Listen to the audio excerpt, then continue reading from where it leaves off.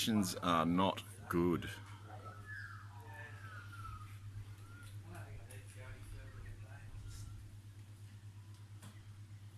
But the wind is down.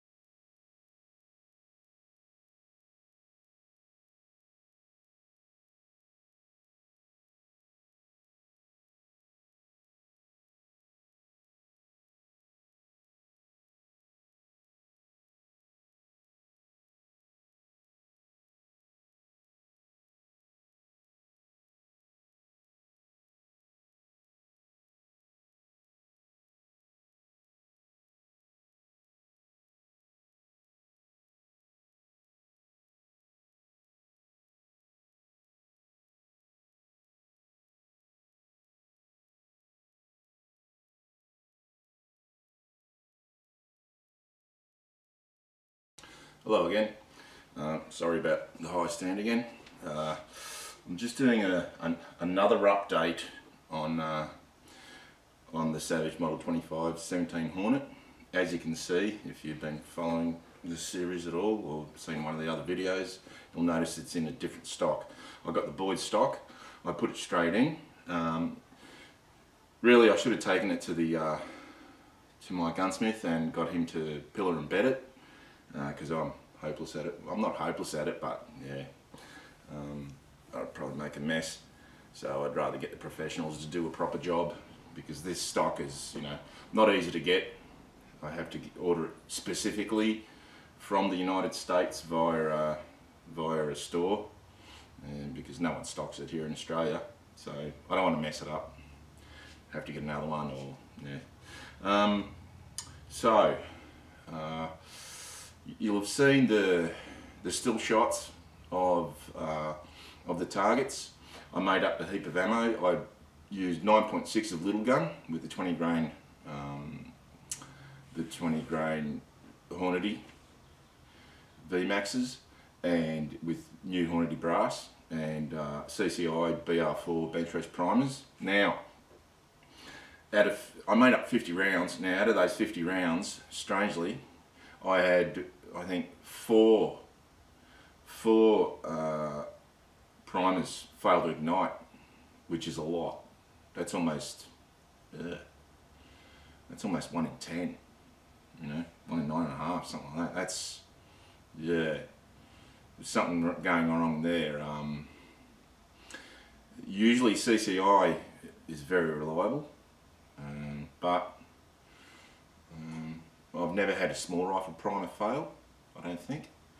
But these bench rest primers, yeah, I don't know what the go is. I had 4 of them, 3 or 4, I think, yeah, 4 failed to ignite. So yeah, that's a bit of a problem. Now, as you'll see in the still shots, there's some really, really tiny groups, and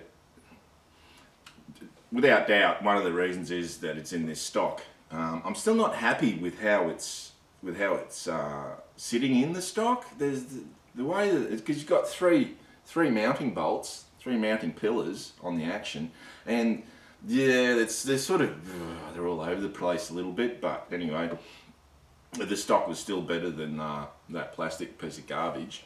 I'll put this aside so you're not looking at me through it.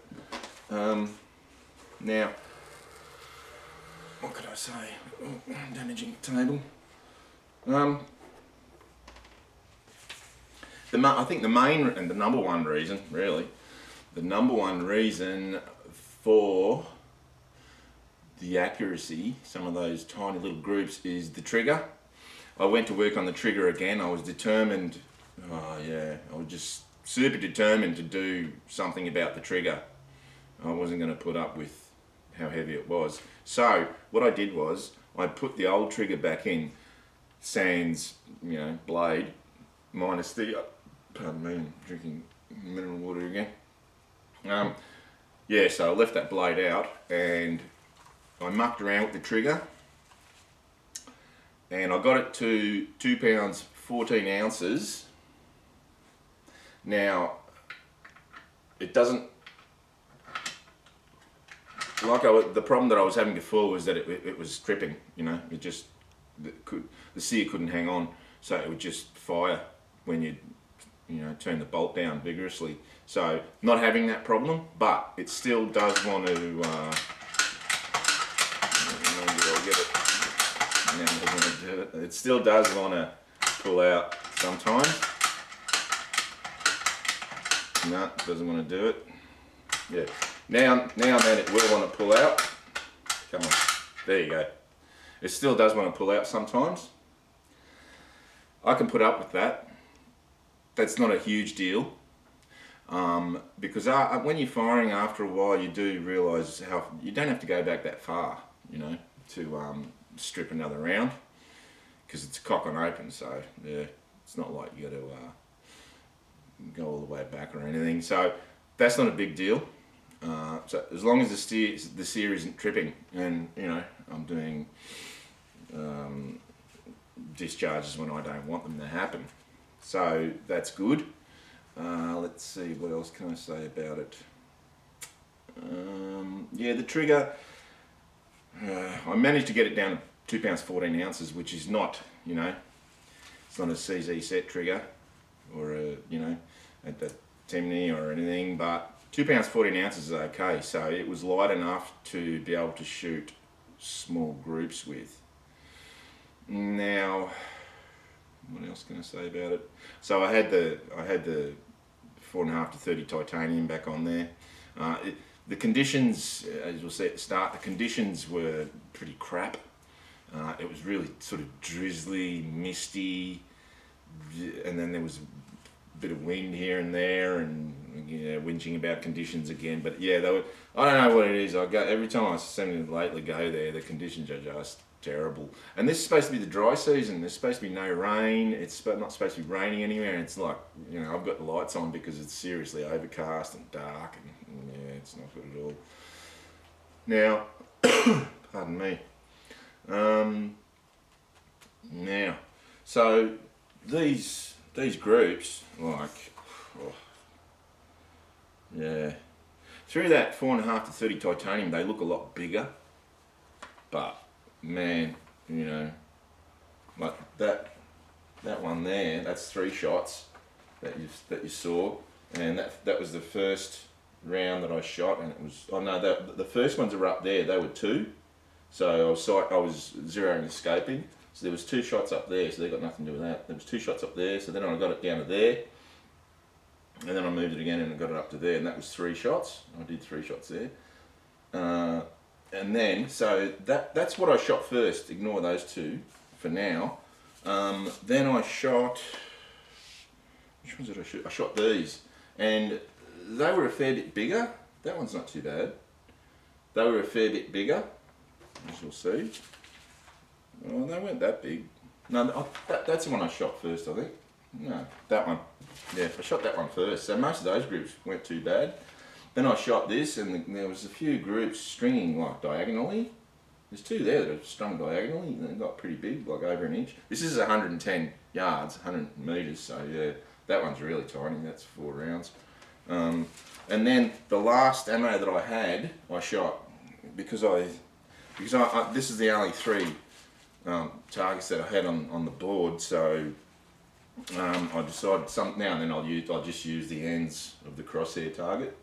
And so that's actually 4 rounds, and what was it, 1.1 or 8.9 or something or other, and that one there, you know, those 2 are just, so this is late in the day after it really fouled up, and the barrel was a fair bit warmer, not hot, just doesn't get hot, not with those loads, and so they were crazy, like insanely small groups. So yeah, now I'm still going to, even though I was shooting those groups, I'm still going to get it pillared and bedded, because the point of impact, yeah, just a look through the scope, it looked like it was wandering around, like Yeah, you know, you don't move the scope, and 1 minute it's exactly the same ammo. 1 minute shooting there, next minute it's dead center, and then it's up there, then it's down there, and yeah, same here. Yeah, it was still, it was moving around enough because I'm pretty finicky for me to want to muck around with it and get it pillared and bedded so that it's a totally solid mount, you know. Now, so I was I popped into a gun store, not the usual one that I shop at. Sorry guys.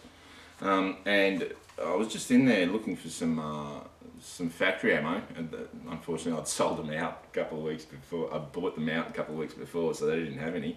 And we were just talking about this thing and accuracy and that and the trigger and what a hell of a trigger it is, and we just started talking about the CZ, and I said, oh, you know, I should have just bought the CZ 527 straight up. And he said, oh, funny you should mention that. I just had one come in yesterday, second hand, trading. Well, the guy just came in and sold it because all he wanted to own was Seikos. He didn't think CZs were up to it, which is totally wrong. Well, you Seiko aficionados will say, nothing beats Seiko. Yeah. Listen, CZ make fantastic rifles, you know, for a fraction of the price. There's nothing that a Seiko can do that a CZ can't, you know. I'll back that up many times. Now, so I said, oh yeah, give us a look at it. And like, it's in immaculate condition. I think I saw one little dent in the stock. I had a look down the barrel and it looked like it had hardly been fired. And it did come with a crappy Vortex 3-9 scope and about 200 rounds of factory ammo. And what did he want for it? $14.40. And I said, you know. So I thought, yeah, I'll think about it. I'll get back to you. So I went to my normal gun shop and I said to him, right, how much is a brand new CZ 527, 17 Hornet? So they got up, had a look on it, and he said, well, if I can get you one, it's going to cost you $1,400. And there's 12 on order. Winchester Australia, who take care of CZ's inventory, have got 12 on order. And so there's 12 people waiting for them. There's none in Australia. And I'm like, oh well, that's not much good. Okay, so I went back, considering what condition the CZ was in, I went back to the other store and I said, hey, how much without the scope? Because a 3-9 scope on that thing is just, yeah, it's too piss weak. So I don't know whether he was selling up commission or what, but he went away and made a phone call and come back and he said $1,200. So that's it. I've got a CZ. I'm waiting for the permit to acquire to come in, and then I'll have this and also a CZ 527 and 17 Hornet. And I've got to tell you, like, those two groups, or those three groups, are just crazy accurate. So I'll tell you what, if the CZ can do that, you know, excellent. But I did want a CZ 527 because it's a mini Mauser action, lovely rifle.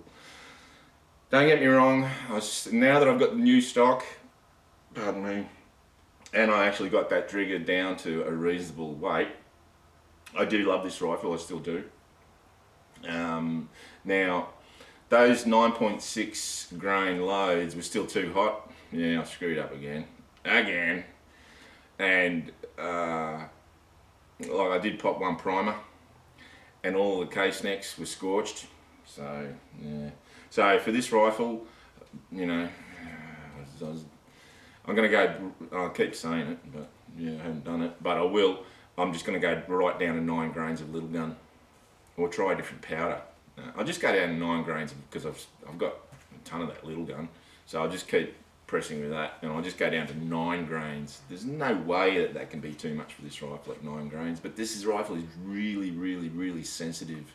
And I'm aware, I've been informed that the 17 Hornet is very sensitive load-wise. So anyway, I just wanted to update you on what's happened to it, and again, and to show you some of the ridiculously accurate tiny little groups that this thing is capable of. It's just astounding. Like really, I don't have another rifle that can do less than 0.2 of an inch. You know, I just don't have it. So I'm really amazed by it. I really do love it. I still hate the plastic bottom metal. In fact, I'm actually going to make an inquiry to see people who are doing metal, what's it called? I've forgotten what it's called now. The 3D printing, the metal 3D printing, see if they can do an alloy copy of that bottom metal, because I just hate plastic. But anyway, because sooner or later it's probably going to break as well. But in any case, yeah. Oh yeah, I've still got a DNZ one-piece scope ring mount set up coming, because the mounts on this, like I said, are really, really far apart, so that's a bit of an issue. But now that it's in the Boyds, you know, it looks so much better than that piece of plastic junk. And again, haven't had a problem with anything else. The bolt's working fine, the magazine's working fine. I'll probably buy another magazine because it is only cheap plastic, and who knows, yeah, how long that'll last. But I'd like a bit of a longer length of pull on the stock, so I might, yeah. But it's okay. It's alright for now. So, well, yeah, it's alright for now with those groups. I think most people would be quite accepting of those groups. And again, sorry about the sunnies, but that light really does kill me. And this morning my eyes are really sensitive for some reason. So, anyway, I hope you enjoyed it, and I'll see you next time.